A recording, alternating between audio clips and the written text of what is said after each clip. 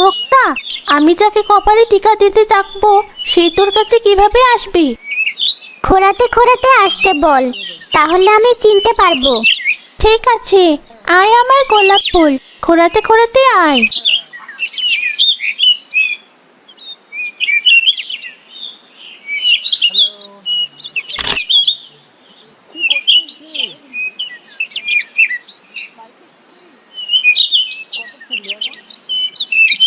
এবার বল, কে এসেছিল তোর কপালে টিকা দিতে? সবাই সামনে থেকে সর। কেউ যদি বলে দিস ইশারা করে, তাহলে আমি খেলবো না। বলছি না, তুই যে কেমন মানুষ বুঝি না, সামনেও থাকতে দিচ্ছিস না। মুখটা ভালো করে ভেবে বল, না হলে কিন্তু আমরা পিছিয়ে পড়বো। দাঁড়া বলছি, চোখটা যেভাবে ধরেছিল কিছুই তো দেখতে পাইনি। আপু, দাদি কেমন করছিল? ডাক্তার এসে ওষুধ দিয়ে গিয়েছে, বলেছে দাদি নাকি বেশি দিন বাঁচবে না। কিসব বলছিস তুই ভাই? তাড়াতাড়ি বাড়িতে চল। এই তোরা খেল, আমি আর খেলবো না।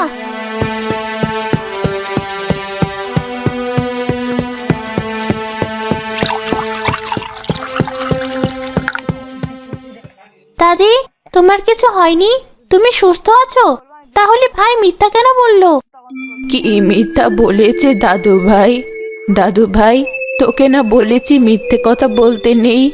কি করবো দাদি, আবুকে তো ভালোভাবে বললে কিছুতেই বাড়িতে আসতো না, তাই তো মিথ্যে বলে বাড়িতে এনেছে। মা বলছিল তোমার ওষুধ ফুরিয়েছে, এদিকে সবজিও ফুরিয়েছে। তাতে আমার কি? আমি কি করব? আমি কোনো কাজ করতে পারবো না। দিদি ভাই, শরীরটা তেমন চলছে না।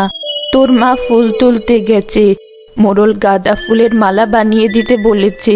তুই যদি একটু রান্নাটা দেখতি, আমি জাল ধরিয়ে দিয়েছি।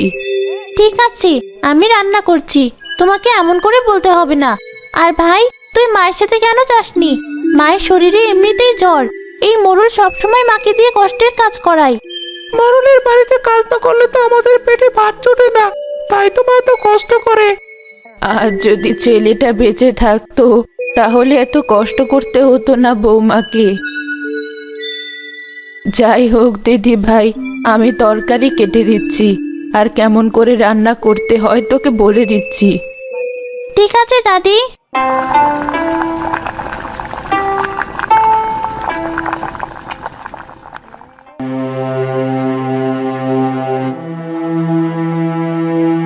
কি হয়েছে মা, তোমাকে এমন দেখাচ্ছে কেন? শরীর খারাপ নাকি? পায়ে কি হয়েছে, এমন খোঁড়াচ্ছ কেন? আসলে গাছ থেকে ডাল পড়ে পায়ে কেটে গেছে। কি বলছো বৌমা? অনেক রক্ত পড়ছে তো। তুমি দাঁড়াও, আমি কাটা জায়গা বেঁধে দিচ্ছি। তোমার হাতেও তো দেখি লেগেছে। তুমি এখানে বসো মা, আমি পানি দিচ্ছি।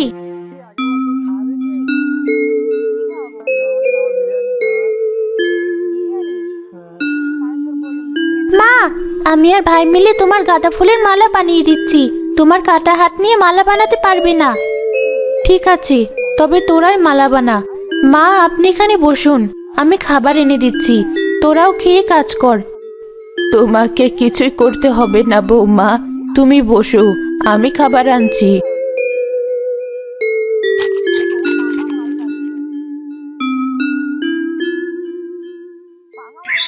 আমি মোড়ল বাড়িতে যাচ্ছি, কিছুদিনের ছুটি চাইবো, আর মালাটা দিয়ে আসি, না হলে মোড়ল মশাই আবার রাগ করবেন। পাটা বড্ড যন্ত্রণা করছে। ঠিক আছে মা, তুমি আস্তে আস্তে যাও। তোমার পাটা ভেঙে গেছে মনে হয়। তুমি বাড়ি এলে কবিরাজ মশাইকে আসতে বলবো। তোর দাদির ওষুধ লাগবে, দেখলাম কাশিটাও বেড়েছে। আমার ওষুধ লাগবে না, এমনিতেই সেরে যাবে।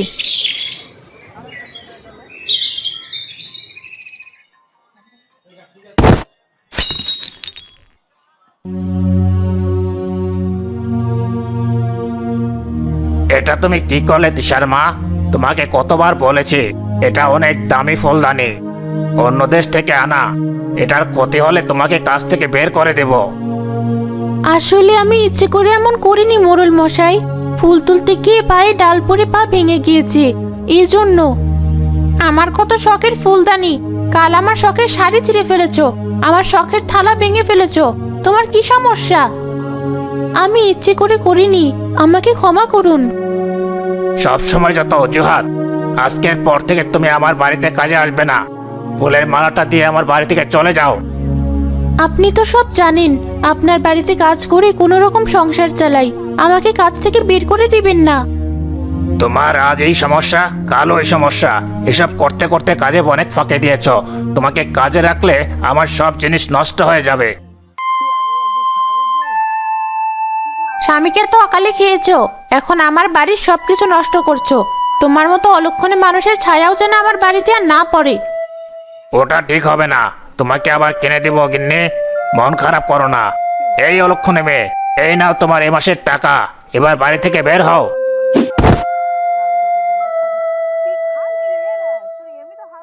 লাগলো খুব। এবার আমি কি করব? ছেলে মেয়ের মুখে কি তুলে দেব?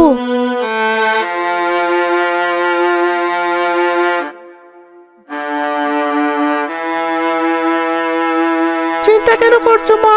আমি আর আপু তো আছি। 2 ভাই বোন সংসার চালাবো। তোমার আর দাদির ওষুধ কিনবো।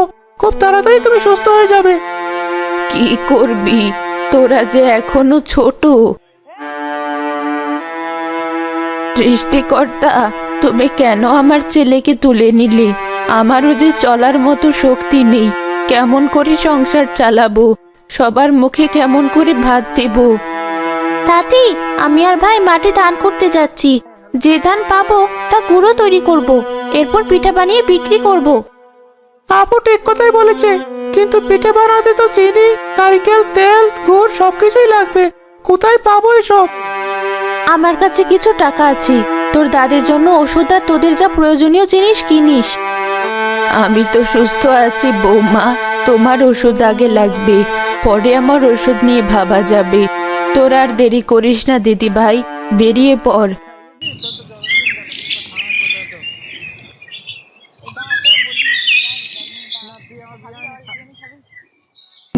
একই, তোরা আমার জমিতে কি করছিস? ওমা, এত দিকে অনেকগুলো দান করিয়াছিস। আমাকে না বলে আমার জমি থেকে চুরি করে দান করাচ্ছিস? চাচা, এই পরে থাকা ধান তো আপনারা নেবেন না, তাই আমরা কুড়িয়ে নিচ্ছি। এগুলো তো নষ্ট হয়ে যাবে। আমার ধান নষ্ট হবে নাকি আমি করাবো সেটা আমার বিষয়। আমার ধান আমাকে দিয়ে এখান থেকে চলে যা বলছি, না হলে মোড়লের কাছে বিচার দেবো। কিন্তু এই ধান তো সব আপনার জমির না চাচা। আরো অনেকের জমি থেকে কুড়িয়ে এতগুলো ধান হয়েছে। আমরা তো আপনার জমিতে মাত্র আসলাম। আমি এত কিছু বুঝি না। ধান দিবি নাকি মোড়লের কাছে যাবো? না না চাচা, মোড়লের কাছে যাবেন না। আমরা আপনাকে সব ধান দিয়ে দিচ্ছি।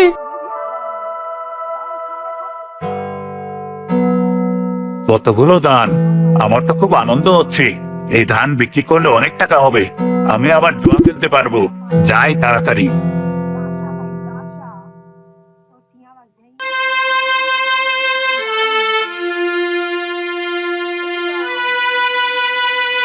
ভাই, কি করব এবার?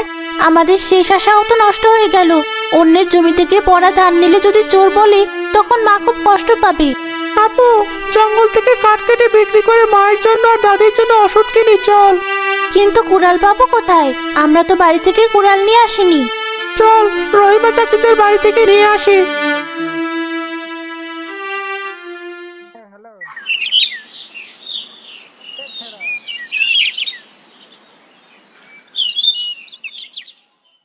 এই তোদের এক দোষ।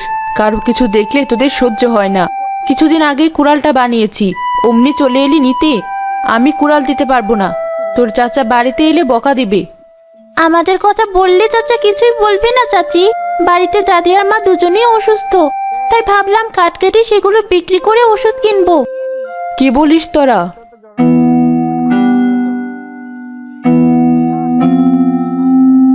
আরে আমি তো ভুলেই গিয়েছিলাম, তোর চাচা কুড়ালটা নিয়ে গিয়েছে। তোরা কালকে আসিস, ঠিক আছে? আজ বরং একটা কাজে নিয়ে যা। ঠিক আছে চাচি, তুমি কাচিয়ে যাও। ভাই চল, আমরা বরং জঙ্গল থেকে ফুল নিয়ে বিক্রি করি। জঙ্গলে শুনেছি অনেক সুন্দর সুন্দর ফুল আছে।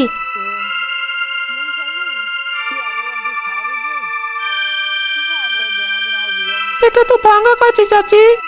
তাতে কি, তোরা তো ফুল কাটবি, এতেই হয়ে যাবে।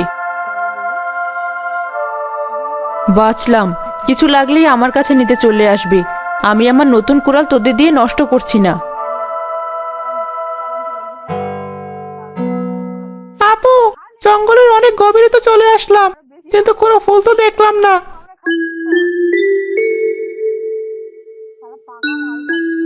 আরে আপু, ওই দেখ, ওখানে অনেকগুলো ধানের গাছ আছে। চল, ধানগুলো বাড়িতে নিয়ে যাই। সত্যি তো, এত ধান কে লাগালো জঙ্গলের ভিতরে? কে আবার লাগাবে? মনে হয় নিজেই হয়েছে। এই ধানগুলো দিয়ে চাল বানিয়ে গুঁড়ো কুটলে অনেক গুড় হবে, তাই দিয়ে পিঠা বানাবো। চল আপু। কিন্তু ধান কাটবো কি দিয়ে? এই কাঁচি তো ভাঙা, ধার নেই। এতেই হবে আপু, চল তো।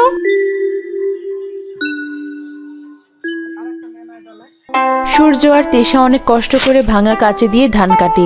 সর্বশেষ ধানটা কাটতে গিয়ে তারা এক আওয়াজ শুনতে পায়।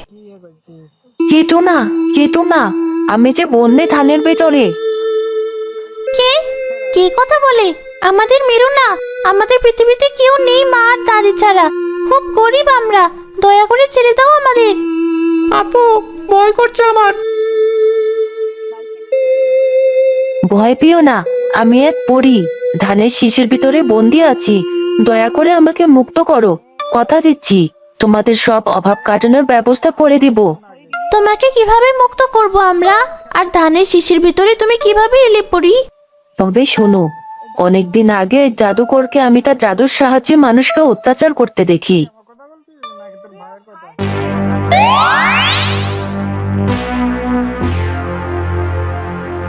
দয়া করুন জাদুকর, আমাদের এই ধানগুলোই শেষ সম্বল। ধান নষ্ট হলে অসুস্থ স্বামী সন্তান নিয়ে কি খাবো? আমাদের যে এই ধানের উপরেই সংসার চলে। দয়া করে আপনার জাদু বলে আমাদের ধানের জমি ঠিক করে দিন। আমি সবকিছু ঠিক করে দেব, কিন্তু তোমাদের সবার জমি আমার নামে লিখে দিতে হবে। তা কি করে হয়? আপনাকে যদি আমাদের জমি দিয়ে দিই, তাহলে আমরা সারা বছর কিভাবে সংসার চালাবো? না খেতে পেয়ে যে আমাদের জীবন চলে যাবে। তোমাদের বাড়িতে প্রতি বছর কিছু ফসল চলে যাবে। আমার কথায় রাজি না হলে সমস্ত জমি মরুভূমির মতো করে দেব। তখন কি করবে সবাই? আমরা আপনার কথায় রাজি, আমাদের আহার নষ্ট করবেন না, দয়া করুন। আমি জাদুকর রফিক, আমার কথা অমান্য করলেই বিপদ। আজ থেকে এই গ্রামের সকলেই হবে আমার দাস। এখানে চলবে আমার রাজত্ব। এমন সময় গাছের পেছনে লুকিয়ে থাকা পরী বেরিয়ে আসে। এসব কেন করছো জাদুকর? গ্রামের নিরীহ মানুষদের প্রতি কেন অত্যাচার করছো তুমি? ছেড়ে দাও ওদের। কোনোদিনও না। অনেক সাধনা করে আমি আমার জাদু শক্তি পেয়েছি, তা কাজে লাগাবো না? সেটা তো হয় না। তবে আগে আমার সাথে লড়াই করবি, তারপরে মানুষদের ক্ষতি করতে পারবি। আমাকে মারবি তুই? তোর মতো সাধারণ পরি আমার কোনো ক্ষতি করতে পারবে না।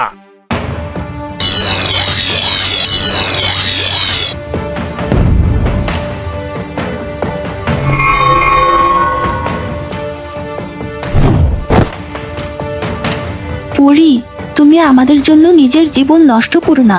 তুমি চলে যাও, আমরা আমাদের ভাগ্য মেনে নিয়েছি। হ্যাঁ পরি, তুমি চলে যাও, আমাদের জন্য তুমি অনেক আঘাত পেয়েছো। আমাকে হারলে চলবে না, এই নিরীহ মানুষদের বাঁচাতে হবে। আমাকে যেতে হবে সাগর রানীর কাছে, তিনি জানেন এই জাদুকরের জাদু নষ্ট করতে। এবার কি করবি সবাই? তোদের পরে তো চলে গেল ভয়ে। শোন, এখন তোরা সবাই আমার জন্য রান্না কর। যদি রান্না খারাপ হয় তবে তোদের যে কোনো একজনকে মরতে হবে।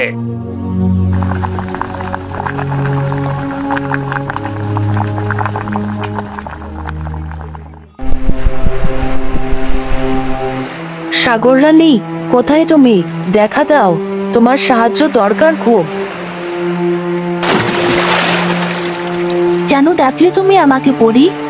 উজ্জ্বলপুর গ্রামের মানুষদের বড় কষ্ট।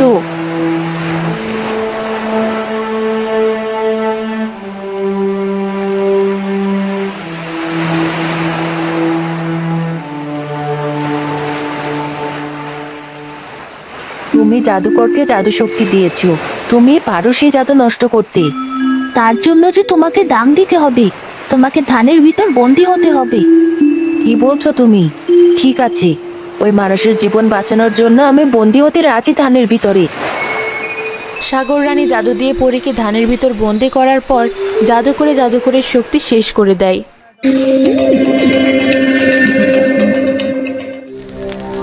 এই এই কি হচ্ছে আমার সাথে? আমার এমন লাগছে কেন? মরে গেলাম, জলে যাচ্ছে সবকিছু। তার মানে এসব পরীর কাজ।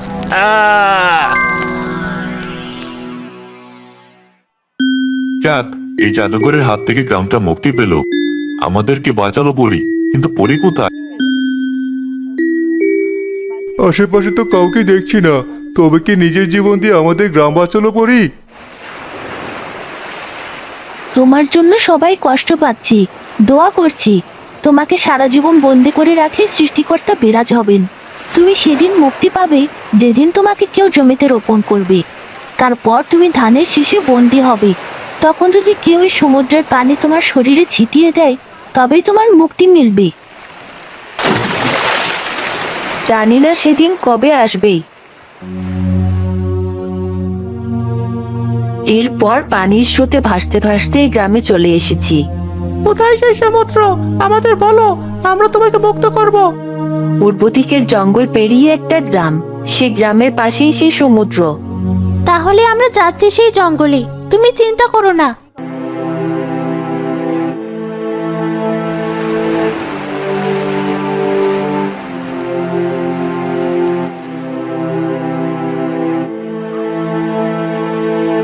দেরি করো না বন্ধু, এবার আমার শরীরে এই সমুদ্রের পানি দিয়ে দাও।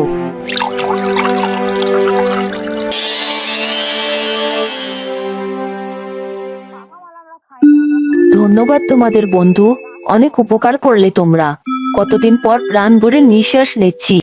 তোমাকে পরিরূপে দেখে খুব ভালো লাগছে। বাবু, বিকেল হয়ে গিয়েছে, মা আর দাদি চিন্তা করছে মনে হয়। এবার চল, দান করিয়ে বাড়ি ফিরি। তোমাদের আর ধান কুড়ানো লাগবে না। এই বীজটা রাখো, এই বীজ বাড়িতে গিয়ে পুঁতে রাখবে। কালকেই দেখবে এই বীজ থেকে বড় গাছ বের হয়েছে, আর তাতে 7 রঙা পিঠা ধরে আছে। কি বলছো তুমি?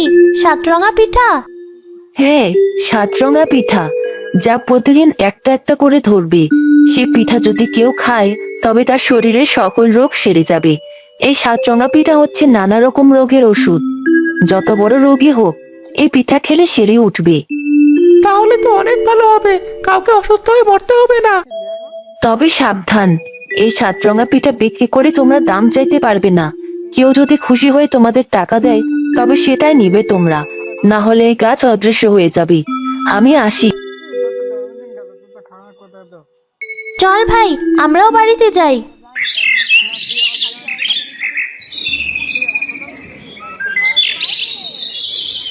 কিরে, কোথায় ছিলি তোরা?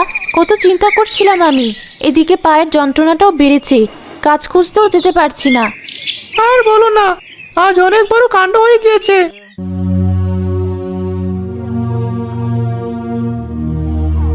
এ তো সত্যি রূপকথার কাহিনী দাদু ভাই। চল, আমরা বীজটা আমাদের ঘরের সামনে লাগিয়ে দেই। তুমি আর ভাই বীজটা লাগাও, আমি রান্নাটা সেরে নিই। রাতে খেতে হবে যে, সন্ধ্যা হয়ে এসেছে।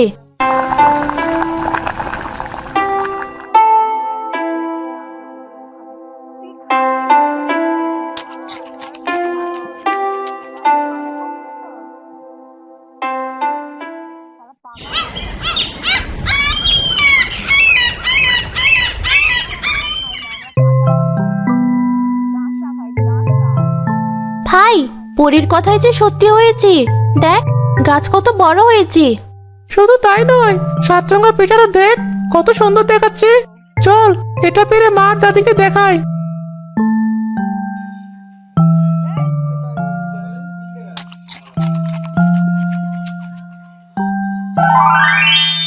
আরে, আমার পা তো ঠিক হয়ে গিয়েছে। মা, আপনার কি অবস্থা? আমার তো মনে হচ্ছে বল ফিরে এসেছে শরীরে, কোনো রোগ নেই, আমি একদম সুস্থ। সৃষ্টিকর্তা আমাদের ডাক শুনেছেন, এখন থেকে যা হবে ভালোই হবে। তাই যেন হয় বৌমা। আজ আমি রান্না করব, চলো। কতদিন তোমাদের রান্না করে খাওয়াই না। তোমাদের দুজনকে সুস্থ দেখে অনেক ভালো লাগছে আমার।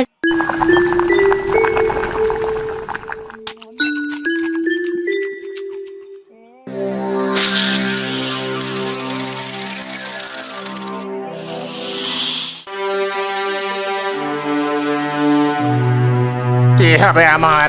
সব থেকে বড় ওজাকে ডেকে আনো, যত টাকা লাগে আমি দেব। এসব আমাদের পাপের ফল। মানুষকে অপমান করেছি, সবার টাকা মেরে খেয়েছি, এজন্য সৃষ্টিকর্তা শাস্তি দিয়েছেন। আমি কথা দিচ্ছি আর কখনো কারোর সাথে অন্যায় করব না গিন্নি। সৃষ্টিকর্তা, তুমি আমার মেয়েকে বাঁচিয়ে তোলো। আমি এখনই ওজা আনছি।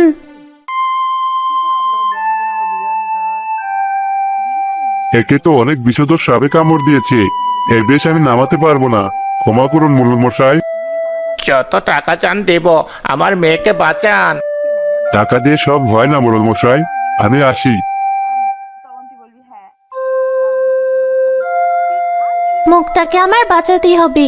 বিষ মাথায় ওঠার আগে 7 রঙা পিঠে নিয়ে মুক্তাকে খাইয়ে দিই।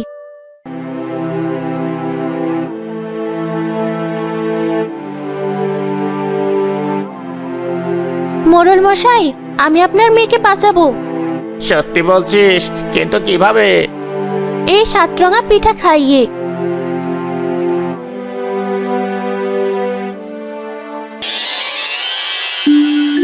এত মানুষ কেন? কি হয়েছিল আমার? মাথাটা কেমন লাগছে? আমার মেয়ে ভালো হয়ে গিয়েছে। তোকে যে কি বলে ধন্যবাদ দিব মা তিশা। তোদের কত অপমান করেছে, আর সেই তুই আমার মেয়ের জীবন বাঁচালি। এই নে মা, এই উপহারটা তুই রাখ। এই তো অনেক টাকা। এত টাকা নিব কিভাবে আমি? এটা তোর উপহার মা। তিশা টাকা পেয়ে খুশি মনে বাড়ি ফিরে আসে। 7 রঙা পিঠার কথা কয়েক গ্রামে ছড়িয়ে পড়ে। কারো কোনো রোগ হলেই তিশার কাছে চলে আসে তারা, আর খুশি হয়ে নানা রকম জিনিস উপহার দেয় তারা তিশাকে।